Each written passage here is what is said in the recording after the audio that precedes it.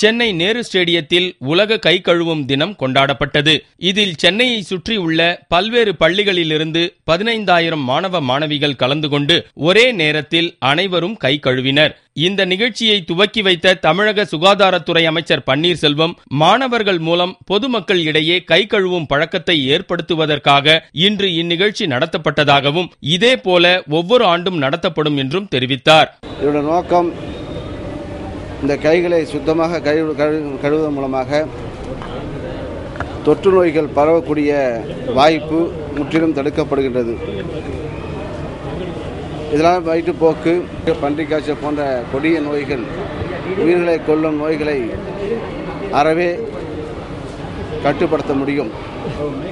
தினந்தோறும் மாணவர்களுக்கு இத்தகைய எண்ணத்தை உருவாக்கினால் வளர்கின்ற மாணவர்களுக்கு இந்த எண்ணத்தின் மூலமாக கைகளையும் கால்களையும் சுத்தமாக வைத்துக்கொள்ள உள்ள எண்ணத்தை உருவாக்க வேண்டும்.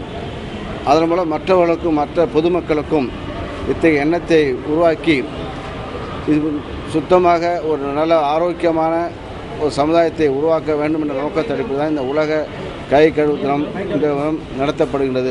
தொற்று நோய் மூலம் உலக அளவில் அதிகமான குழந்தைகள் இறப்பதாகவும், இதை தவிர்க்கவும் ஒரே நேரத்தில் 15,000 பேர் மூலம் கின்ன சாதனை ஏற்படுத்தும் விதமாக இந்த நிகழ்ச்சி ஏற்பாடு செய்யப்பட்டதாக நிகழ்ச்சியின் ஒருங்கிணைப்பாளர் டாக்டர் இளங்கோ தெரிவித்தார். இன்று சர்வதேச கை கழுவும் நாள். உலக சுகாதார நிறுவனத்தினுடைய ஆலோசனையின்படி உலக நாடுகள் அனைத்து மக்களும் கைகளை கழுவி சுத்தமாக வைத்துக்கொள்ள வேண்டும் என்று ஒரு விழிப்புணர்வை ஏற்படுத்துவதற்கான ஒரு நாள்.